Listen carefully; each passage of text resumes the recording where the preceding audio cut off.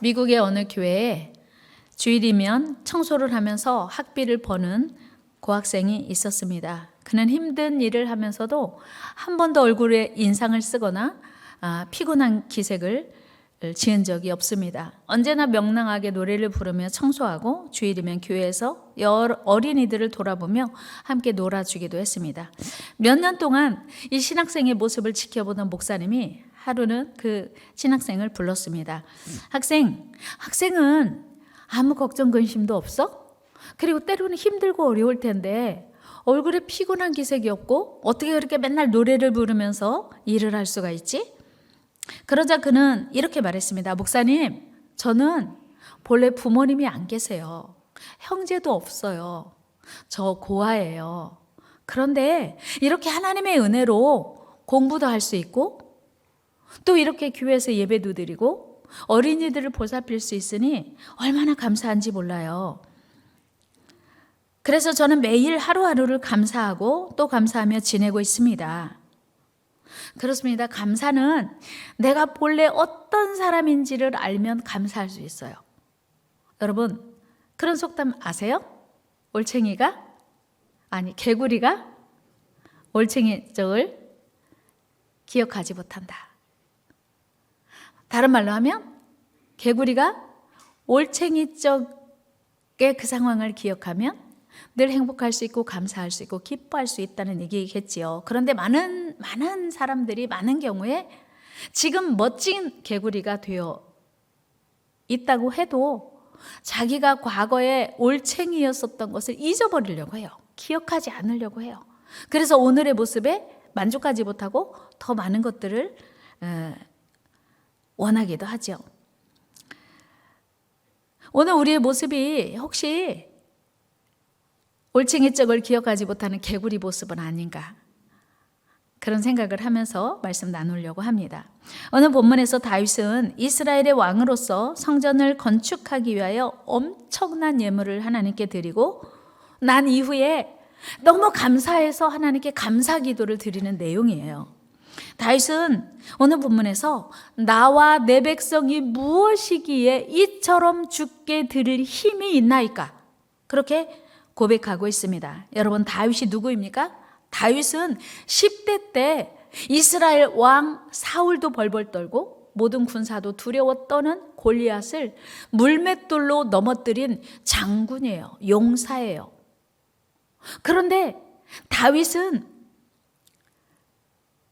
자기가 그렇게 세웠던 공을 다 잊어버리고 나와 내 백성이 무엇이기에 이처럼 죽게 드릴 힘이 있습니까? 라고 고백하며 자기의 부족함과 어리석음과 연약함을 하나님께 고백하고 있는 거예요. 사실 여러분, 다윗이 누굽니까? 다윗은요, 지금도 이스라엘 민족이 자랑스럽게 여기는 왕이에요. 위대한 왕이에요. 다윗이 그 왕이었던 그 40년 어간에도 주변 나라들이 모두 다 다윗에게 조공을 바칠 만큼 다윗은 장수였고 그리고 용기 있는 위대한 왕이었습니다. 그리고 다윗은 성전을 건축할 수 없다는 하나님의 말씀을 듣고 성전 건축을 위하여 드린 금과 은, 녹과 철, 나무와 각종 보석 등 그야말로 보통 사람으로는 상상할 수 없는 어마어마한 양의 예물을 하나님께 드렸습니다. 우리 그 예물을 한번 잠깐 역대상 29장 말씀 읽어보겠습니다. 내가 이미 내 하나님의 성전을 위하여 힘을 다하여 준비하였나니 곧 기구를 만들 금과 은과 놋과 철과 나무와 또 마노와 가공할 검은 보석과 채석과 다른 모든 보석과 옥돌이 매우 많으며, 4절도 같이 읽어요. 4절 시작. 곧 오빌의 금 3,000달란트와 수는 7,000달란트라 모든 성전 벽에 입히며. 아멘. 상상이 안 될 만큼 많은 예물이에요. 더 나아가 이스라엘 백성들이 하나님께 성전 건축을 드린 예물 역시 상상이 안 되는 엄청난 양의 예물이었습니다. 이 모든 예물을 오늘날의 단위로 환산을 하면 한 달란트가 34kg입니다. 그런데 3,000달란트를 드렸다고 하니 34kg를 3,000달란트로 하면 얼마냐면 102톤이에요. 102톤, 1톤 트럭으로 102대분. 제가 돈이 얼마나 갈까 한번 환산해 봤어요. 순금 한 돈이 얼마예요? 몇 그램이에요? 순금 한 돈이 3.75g이거든요. 얼마죠 요즘 순금 한 돈이? 대충 25만 원이라고 하면, 그러니까 금 한 양이 37.5g이란 말이에요. 그런데 한 달란트가 9,000돈. 몇 돈?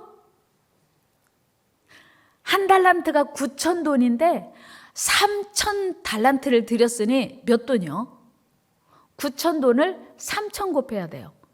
제가 금 한 돈에 25만 원이라고 엄청 싸게 계산을 해봤더니 다윗이 하나님께 드린, 개인이 드린 금 3,000달란트만 해도 얼마냐면 한 달란트가 22억 6,600만 원이고 3,000달란트가 6,800만 원, 6,800억. 너무 많으니까 안 놀라시잖아. 너무 다윗 한 사람이 하나님께 성전 건축을, 벽을 전부 금으로 입힐 만큼 어마어마한 예물을 하나님께 드렸어요. 그런데 다윗이요, 만약에 우리에게 이렇게 드릴 힘이 있다면 목에 힘을 주고 어깨에 힘을 팍 주고 의시되면서 내가 얼마 드린지 알아?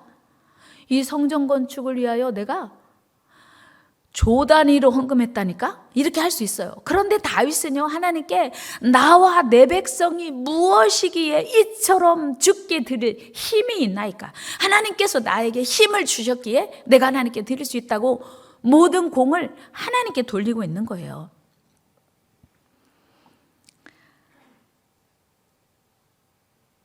이처럼 많은 예물을 드릴 힘을 하나님께서 주셨다고 고백하며 다윗은 감사와 영광을 하나님께 돌리고 있습니다.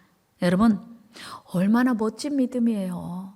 얼마나 큰 믿음이에요. 조 단위로 건축원금을 드리면서 이 모든 능력이 하나님께서 주신 것입니다라고 고백했으니, 여러분, 우리 모두가 다윗 같은 믿음 얻기를 축복합니다. 여러분, 다윗이 나와 내 백성이라고 한 무엇이기에 라고 하는 고백에서 엿볼 수 있는 게 무엇입니까? 다윗은 스스로 생각할 때 나 자신과 이스라엘 백성은 아무것도 아닙니다. 그런 고백이에요. 이렇게 많은 예물을 드릴 수 있는 실력도 자격도 본래 없었습니다. 그런 의미입니다. 여러분, 다윗이 누구예요? 다윗은 본래 어떤 사람이었습니까? 다윗은 사실요, 그 아버지 이새조차도 열외했던 사람, 제외했던 사람이에요. 사무엘 선지자가 하나님의 명령을 따라 이새의 아들 중에서 이스라엘 왕으로 기름 부어 세우라 했을 때 사무엘 선지자가 이새의 집에 갔어요. 다윗의 아버지 집에 가서 너희 아들들을 다 모아라. 내가 너희 아들들 중에 왕을 세울 거야. 그랬는데 아버지가 다윗을 불렀어요? 안 불렀어요? 안 불렀어요. 왜요? 그 다윗은 막둥이. 그리고 들에서 양이나 치는 냄새나는 목자였어요. 그러니까 무슨 왕이 되겠어요? 아버지 생각에 다윗은 도저히 왕이 될 수 없는 그런 사람이었어요. 그런데 그래서 다윗은 아버지마저 배제된 그런 상태였어요. 사무엘상 16장 11절 말씀 읽습니다. 시작.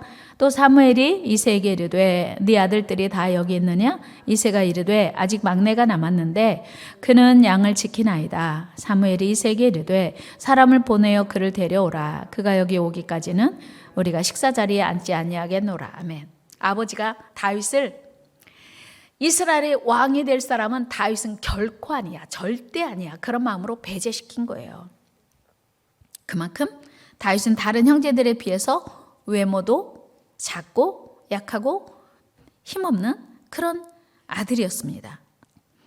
이처럼 아버지에게조차 인정받지 못하던 그저 양이나 치는 막내 아들에 불과했던 다윗을 우리 하나님은 이스라엘의 위대한 왕으로 세우시고 그 근동에 가장 강력한 나라를 세울 수 있게 하셨습니다. 13절 말씀 읽어요. 시작.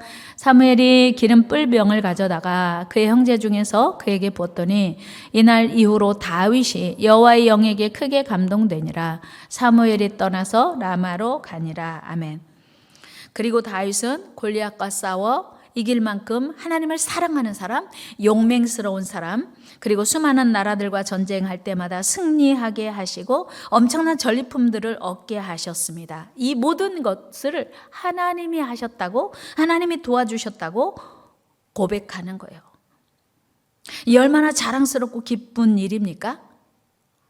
그런데 다윗은 이 모든 일이 골리앗 하나 넘어뜨린 것만 가지고도 평생 나 때는 말이야, 내가 골리앗 앞에 섰을 때 말이야, 이렇게 할 수 있음에도 불구하고 다윗은 평생 이 모든 일이 하나님의 은혜였고 전적인 하나님의 도우심이었다고 고백하고 있는 거예요. 더 나아가 이스라엘 백성들 역시 하나님의 은혜로 이 많은 예물을 드릴 수 있게 되었다는 고백이에요.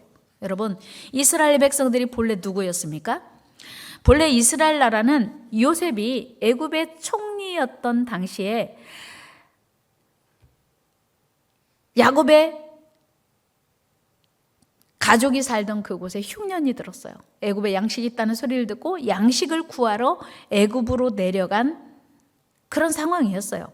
그래서 양식을 구하러 애굽으로 내려갔다가 먼저 종으로 팔려갔던 요셉을 만나고 요셉의 초청으로 야곱의 12아들과 그 가족들이, 그 일족이 애굽으로 내려갔어요. 70명이. 우리 말씀 창세기 42장 2절 말씀 같이 한번 읽어봅시다. 시작. 야곱이 또 이르되 내가 들은즉 저 애굽에 곡식이 있다 하니 너희는 그리로 가서 거기서 우리를 위하여 사오라. 그러면 우리가 살고 죽지 아니하리라 하매. 아멘. 그러니까 야곱의 가족이 원래 흉년 때에 배불리 먹고 살 만한 양식도 없던 가난한 가문이었다고요. 그런데 애굽으로 하나님이 내려가게 하셨고 거기서 이스라엘 민족으로 성장하게 하셨어요. 그러니까 원래 이스라엘 민족은 애굽의 종이었고 나그네였어요. 애굽으로 먹고 살 양식을 얻으러 내려갔던 거류민이었다고요. 이주민이었어요. 그것을 지금 다윗이 역대상 29장 15절에서 고백하고 있습니다. 같이 한번 읽습니다. 시작. 우리는 우리 조상들과 같이 주님 앞에서 이방 나그네와 거류민들이라. 세상에 있는 날이 그림자 같아서 희망이 없나이다. 아멘. 이게 지금 다윗이 우리 민족이 본래 어떤 민족이었는지에 대한 고백이에요. 우리는 희망이 없고 소망이 없는 민족이었습니다. 그런 고백이죠. 그런데 하나님께서 그 야곱의 12아들들로 시작된 그 70여 명의 가족을 이스라엘 민족으로 부흥시켰어요. 성장시켰어요. 애굽에서. 우리 출애굽기 1장 7절 말씀 같이 읽으시자. 이스라엘 자손은 생육하고 불어나 번성하고 매우 강하여 온 땅에 가득하게 되었더라. 그러니까 70명으로 시작해서 애굽에 들어갔는데 요셉도 죽고 야곱도 죽고 이제 그 70명으로 시작한 이스라엘 민족이 점점 이스라엘 민족이 되었습니다. 그러나 그럼에도 불구하고 여전히 애굽의 종이었다는 사실을 야곱이 고백하고 있는 거예요. 그런데 하나님께서 애굽에서 자손 대대로 종살이할 수밖에 없는, 노예로 살 수밖에 없는 이스라엘 민족을 출애굽시켜서 자유민족이 되게 하셨고 위대하신 하나님만을 찬양하며 예배하는 거룩한 백성을 삼으셨다, 언약 백성 삼으셨다고 고백하고 있는 거예요. 이 얼마나 놀라운 하나님의 은혜입니까? 이처럼 다윗은 과거 자신과 자기 민족이 어떤 사람이었는가를 끊임없이 기억하고 하나님께 감사하고 있습니다. 사랑하는 여러분, 오늘 우리는 어떻습니까? 우리 대한민국은 본래 어떤 민족이었습니까? 지금 전 세계가 한류를 부러워하고 있습니다. 한류 열풍 때문에 우리 한국은 유명한 나라가 되었습니다. 그런데 불과 60-70년 전만 해도 지금 우리가 살고 있는 이 모습은 꿈도 꿀 수 없는 그런 기적적인 삶입니다. 제가 중학교 때 선생님께 이런 이야기 들었어요. 지금 미국은 사람이 청소하는 게 아니고 기계가 청소한대. 미국은 밥을 불 때서 하는 게 아니고 기계가 한대. 미국은 빨래를 손으로 하는 게 아니고 기계가 한대. 그리고 미국은 지금 집집마다 차가 한 대씩 다 있대. 그리고 부잣집은 가족 수대로 차가 한 대씩 다 있대. 저 중학교 때 들은 얘기예요. 근데 여러분, 그게 그때는 상상이 안 됐어요. 어떻게 설거지를 기계가 하지? 어떻게 빨래를 기계가 해? 청소를 어떻게 기계가 해? 밥을 어떻게 기계가 해? 상상이 안 됐어요. 야, 진짜 좋겠다. 집집마다 차가 한 대가 다 있다니. 우리는 학교 가려면 막 걸어서 30분, 40분씩 걸어가고 그 무거운 책가방을 그냥 얼마나 낑낑대면서 학교를 다녔는데, 글쎄 미국은 집집마다 차가 한 대가 있대요. 얼마나 좋을까. 진짜 부러웠었고 상상이 안 됐습니다. 그런데 불과 5, 60년이 지난 지금 우리나라 어떻습니까? 여러분, 누가 지금 빨래를 냇가에 가서 합니까? 누가 지금 밥을 불 때서 해요? 청소를 누가 지금 옛날처럼 빗자루로 쓸고 걸레로 무릎 꿇고 닦으면서 하는 그런 집이 어디 있습니까? 여러분, 냇가에 가서 빨래 해보신 분 여기는 좀 계실 것 같아요. 일부 예배는 얼마 없더라고요. 젊은 세대들이 많으니까. 빨래를 큰 그릇에 담아서, 옛날에 다라이라고 했죠. 거기다 담아서 머리에 이고 냇가에 가서 빨래 해보신 분 여기 많이 계시죠. 그때 무슨 세탁기가 탈수기가 있었어요. 그러니까 빨래를 아무리 꽉 짜도 넣으면요 추운 겨울에 꽁꽁 얼어요. 그러면 그 명태 동태같이 얼은 그 빨래를 걷어다가 저녁에 안에다 놨다가 다음날 아침에 또 널어요. 널고 걷고 널고 걷고 한 것을 수없이 하다가 보면은 몇 날 며칠 가요. 그래서 옛날에는 겨울옷을 못 빨았어요. 빨면 못 입으니까 다음날 추워서 못 나가니까. 지금같이 따뜻한 옷도 없었지만 여러 벌 바꿔 입을 여유가 없으니까 겨울옷은 겨울 내동 입고 봄 돼야 그때 빨았던 거예요. 지금 여러분 상상이나 되는 일이에요? 이게 남의 나라 얘기하는 것 같지요? 불과 5, 60년 전에 우리나라 이야기예요. 제가 결혼해가지고 시댁을 갔더니 불대 가지고 밥을 해요.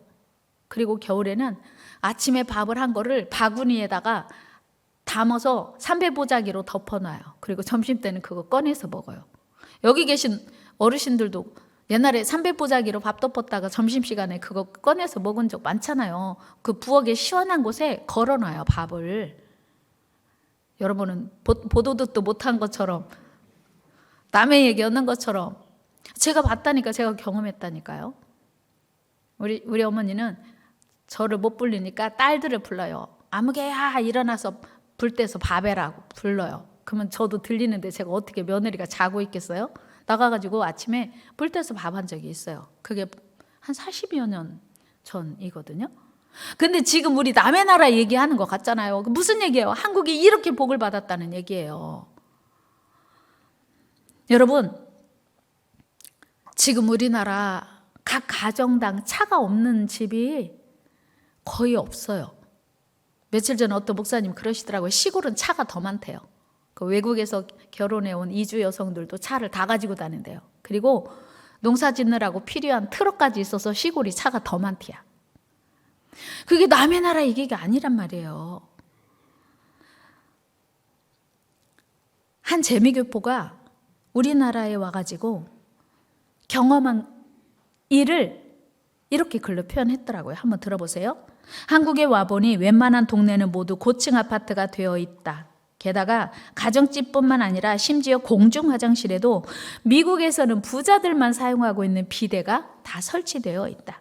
집에 앉아서 햄버거를 배달시켜 먹고 어느 집을 가도 비밀번호나 카드 하나로 모든 문을 열고 들어간다. 차마다 블랙박스가 달려있고 집마다 거실에 목바지 소파가 있고 집안의 전등은 LED이며 전등, 가스, 심지어 콘센트도 요즘은 리모컨으로 켜고 끈다. 가는 곳마다 자동으로 초고속 와이파이가 잡히고 역마다 정류장마다 몇 분 후에 내가 기다리는 차가 온다는 정보도 뜨니 옛날처럼 도로를 쳐다보며 버스를 놓칠까 염려하는 모습은 사라진 지 오래다. 그런데 아이러니하게도 만나는 사람마다 한국에 사는 것이 얼마나 힘든지를 토로한다. 전셋값이 얼마나 비싼지, 정치는 얼마나 헛짓을 하는지, 아이들 교육시키기가 얼마나 힘드는지 만나는 사람마다 자신이 지옥에 살고 있다고 모두들 아우성이다. 돈이 없다고 하면서 땅이나 주식 투자 안 하는 친구들이 거의 없고 고급차 한 대 안 가지고 있는 사람 별로 없고 아이들을 스포츠나 과외 안 시키는 가정이 드물다. 의료보험은 미국보다 10배나 싸고 치료비도 10배 싸게 느껴지는 이곳에서 같은 10불짜리 밥을 먹어도 팁이 없어서 늘 몇 프로 할인받는 느낌인 이곳에서 대부분 사람들이 느끼는 삶이 지옥이라고 생각하는 것이 참 신기하다. 냉장고를 2-3개 가지고 사용하고 있으며 고기를 종종 먹고 사시미를 먹기도 하며 편하고 고급스러운 집에 살면서도 만족을 모르고 가난과 위기를 노래하게 된 내 조국. 이들에게 하나님이 주시는 진짜 안식과 평안이 필요함을 느낀다. 언제쯤 우리는 진짜 가난한 북쪽의 동포를 돌아보는 그런 여유가 생기는 진짜 부자가 될까? 대한민국은 초고속으로 압축 성장한 나라다. 아마도 기네스북에 올려야 할 나라다. 이런 사실을 세계가 다 아는데 모르는 사람들이 있다. 누굴까요? 한국 사람만 한국이 이렇게 잘 사는 나라인지를 모른다고 하는 거예요. 바로 대한민국 국민이다. 한민족은 5,000년을 배고프게 살았다. 그러나 지금은 아니다. 쌀이 넘쳐나 저장할 창고가 없다. 그래서 뚱보가 늘어나고 당뇨와 혈압 환자가 줄을 잇는다. 세상은 이렇게 풍요로운데 왜 우리는 늘 바쁘고 불안하고 불만족스러울까? 바로 욕심 때문은 아닐까? 주신 것에 만족하고 감사하는 마음을 가져야 할 때입니다. 여러분은 어떻습니까? 오늘 여러분의 마음에 감사가 많습니까? 불만이 많습니까? 재미 동포의 글에 대한 여러분의 생각은 어떻습니까? 우리는 지금 2021년 추수감사절을 보내고 있습니다. 지금이야말로 우리는 다윗처럼 있는 것에 감사하고 만족해야 하는 것은 아닌지요. 오늘 우리는 여기까지 인도하시고 베풀어 주신 하나님의 크신 은혜에 감사하며 더욱 놀라운 일을 행하실 하나님의 역사를 기대합니다. 이 모든 것이 우리의 노력의 결과가 아니고 온 세상의 주인이신 하나님의 선물이요 하나님의 은혜이기 때문입니다. 같이 한번 합니다. 모든 것이 하나님의 선물입니다. 모든 것이 하나님의 은혜입니다. 우리 민족을 사랑하시는 하나님께서 하신 일이에요. 여러분, 우리 민족이야말로 이스라엘 민족과 무엇이 다르겠습니까? 여러분, 우리 일제치하에서 36년간이나 얼마나 자유 없이 고생하며 살았습니까? 36년 동안 식민 통치를 당하는 힘없고 연약한 불쌍한 민족이었습니다. 우리가 농사 짓고도 마음대로 먹지도 못했어요. 녹그릇, 녹밥그릇, 숟가락, 젓가락까지 다 총알 맞는다고 다 뺏어갔습니다. 젊은 처자들과 청년들은 자기 의지와 상관없이 일본으로 끌려가 온갖 고생을 당하다가 거기서 죽거나 돌아와서도 비참한 삶을 살아야 했던 가난하고 힘없는 민족. 그런데 우리 하나님께서 우리 민족을 사랑하셔서 일찍 복음이 들어오게 하셨고 해방을 주셨습니다. 불과 100년도 채 안 된 지금 그 누구도 우리는 일본을 부러워하지 않습니다. 두려워하지 않고 무서워하지도 않고 우러러보지도 않습니다. 오히려 대등하게 여기거나 우리가 더 우월한 위치에 있다고 생각하고 살아가고 있습니다. 사랑하는 여러분,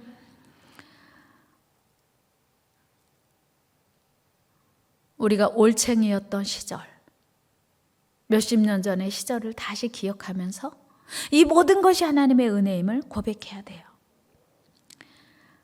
지금 우리가 살아가고 있는 이 삶이 당연한 것이 아니고 하나님의 은혜입니다. 모든 것이 다 하나님의 크고 놀라우신 은혜예요. 우리가 언제부터 육지와 물속을 마음대로 헤엄쳐 다니고 왕래하던 힘차고 멋진 개구리가 되었습니까? 우리는 모두 다 예외 없이 인정하기 싫지만 올챙이였었다고요. 그러므로 우리는 여기까지 이렇게 아름답고 복되게 인도하신, 그리고 우아하게 신앙생활을 하게 하신 하나님의 은혜에 감사해야 돼요. 여러분, 하나님의 자녀가 된다고 하는 사실은요, 이게 쉬운 일이 아니에요. 하나님께서 그 아들 독생자 예수를 우리를 위해 주셨기 때문에, 그리고 그 사실이 믿어지는 은혜를 주셨기에 우리가 하나님의 자녀가 된 것입니다. 우리 하나님의 은혜에 감사합시다. 하나님의 은혜에 감사합시다. 한 외국계 우수 기업에서 직원을 채용했습니다. 직원 1명을 뽑는데 최종 합격자가 5명. 5대1의 경쟁률을 뚫어야 됩니다. 1차 시험과 2차 시험, 2차 면접까지 거친 후에 5명의 지원자가 남았는데 인사과 책임자는 이들에게 3일 안에 최종 결과를 알려주겠다고 연락했습니다. 다음날 한 여성 지원자는 회사로부터 이런 내용의 이메일을 받았습니다. 저희 회사에 지원해 주셔서 감사합니다. 그러나 안타깝게도 귀하는 이번에 채용되지 않으셨습니다. 인원 제한으로 인해 귀하처럼 재능 있고 뛰어난 인재를 모시지 못하게 된 점 매우 애석하게 생각합니다. 여러분 어떻게 반응하시겠어요? 이 이메일을 받은 이 청년이 너무나 마음이 아팠지만 한편으로 메일에 담긴 진심 어린 위로에 감동을 받았습니다. 그래서 이런 짧은 감사 메일을 보냈습니다. 앞으로 회사에 하시는 모든 일이 잘 되길 기원합니다. 감사합니다. 그런데 뜻밖의 3일 후에 최종 합격됐다고 연락이 온 거예요. 어떻게 된 거지? 나중에 알고 보니 그녀가 받았던 불합격 통지 메일이 마지막 3차 시험이었던 거예요. 그러니까 5명 모두가 그 메일을 다 받았어요. 그런데 감사 메일을 보낸 사람은 오늘 주인공 1명이었던 거예요. 여러분 그 어떤 상황에서도 감사할 줄 알고 그 감사를 표현할 줄 아는 사람이 결국 가장 최후의 승리가 된다고 하는 사실을 증명하는 이야기 아닙니까? 그렇습니다. 범사감사는 좋은 일이 있을 때만 감사하는 게 아닙니다. 굳은 일도 슬픈 일도 실패한 때도 어떤 불행한 일을 만나도 감사하라는 하나님의 명령입니다. 더 나아가 일상생활 속에서 평소에 늘 감사함을 생각하고 실천하라는 것입니다. 여러분 감사라는 말은 그 자체가 능력이 있고 힘이 있습니다. 다윗은 우리 하나님께 엄청난 예물을 드리고도 전혀 교만하거나 자만하지 않고 오히려 모든 것이 하나님의 은혜라고 주의 손에서 받은 것을 다시 주께 드렸을 뿐이라고 겸손한 마음으로 하나님께 감사하며 찬양하고 있습니다. 정말 다윗은 믿음의 사람이었어요. 위대한 믿음의 사람. 그런데 이렇게 일생을 믿음으로 살고 감사로 살았던 사람의 결론이 더 궁금하지 않습니까? 10대 때부터 그렇게 하나님의 이름에 영광을 돌리고 하나님의 이름을 귀하게 여기고 하나님의 이름을 위하여 살았던 이 다윗의 마지막이 어떠했을까요? 역대상 기자는 29장 28절에서 이렇게 이야기하고 있습니다. 같이 읽어요. 시작. 그가 나이 많아 늙도록 부하고 종기를 누리다가 죽음에 그의 아들 솔로몬이 대신하여 왕이 되니라. 아멘. 다윗이 나이 많아 늙도록 부하고 이런 은혜가 여러분들에게도 있기를 축복합니다. 나이 많아 늙도록 부하고 존귀를 누리다가 죽음에. 나이가 많아질수록요 존귀함을 잃어버리고 추한 모습이 되어가는 사람 참 많이 볼 수 있지 않습니까? 그런데 늙도록 부하고 존귀를 누리다가 죽음에 그의 아들 솔로몬이 대신하여 왕이 돼 완벽한 축복의 사람이었어요. 이게 다윗의 감사의 삶이 이뤄낸 결과였습니다. 너무나 닮고 싶고 듣고 싶은 모습 아닙니까? 우리 모두 다윗처럼 큰 감사, 깊은 감사, 그리고 겸손한 자세로 드리는 감사의 삶이 넘쳐나는 저와 여러분 되기를 축복합니다. 있을 때뿐만 아니라 하박국 선지자처럼 아무것도 없어도 하나님이 나의 아버지시고 내가 하나님의 자녀인 것 때문에 감사하는 그런 믿음의 사람이 되시기를 주의 이름으로 축원합니다. 우리 하박국 3장 말씀 읽고 기도하겠습니다. 비록 무화과 나무가 무성하지 못하며 포도나무에 열매가 없으며 감람나무에 소출이 없으며 밭에 먹을 것이 없으며 우리의 양이 없으며 외양간에 소가 없을지라도 나는 여호와로 말미암아 즐거워하며 나의 구원의 하나님으로 말미암아 기뻐하리로다. 주 여호와는 나의 힘이시라. 아멘. 하나님, 오늘 2021년 추수감사주의를 지내고 있습니다. 우리 안에 어떤 감사를 하나님께 드릴 수 있을까요? 하나님, 아무리 생각해도 감사할 일이 없다고 생각하는 모습은 우리가 과거에 어떤 사람이었는지를 잊어버린 망각의 결과임을 하나님 앞에 고백합니다. 하나님, 우리는 본래 하나님의 구원받을 수 없는 죄인이었습니다. 하나님의 사랑받을 수 없는 불순종의 사람이었습니다. 하나님, 우리나라는 5천 년 동안 배고픔에 시달리는 삶을 살아야 하는 가난한 민족이었습니다. 한이 많은 민족이었습니다. 일본에게 36년 동안이나 강제로 이제 식민 통치를 당하며 살았던, 우리가 농사지었어도 우리가 먹을 수 없었던 그런 삶을 살았던 민족이었습니다. 그런데 하나님의 은혜로 이렇게 잘 살게 되었으니 감사합니다. 하나님, 우리가 이렇게 좋은 환경에서 살고 있는 것 당연한 것 아닙니다. 하나님의 은혜입니다. 하나님, 감사의 조건이 되게 하여 주시옵소서. 아버지 하나님, 냉장고 없는 집이 그 어느 집이겠습니까? 모두가 냉장고를 가지고 살면서도 원망과 불평이 있다면 우리가 과거에 어떻게 살았는지를 잊어버렸기 때문입니다. 주님 용서하여 주시고, 하나님, 다윗처럼 나와 내 백성이 무엇이기에 이처럼 주께 드릴 힘이 있나이까? 모든 것이 주의 손에서 왔사오니 주의 손에서 받은 것을 드렸을 뿐입니다 라고 하는 믿음의 고백으로 우리 믿음 회복되게 도와주시고, 오늘 이 아침에 감사가 회복되게 하여 주시옵소서. 존귀하신 예수님의 이름으로 기도드리옵나이다. 아멘. 우리 같이 그 크신 하나님의 사랑 찬양하면서 준비하신 예물 하나님께 올려드리겠습니다.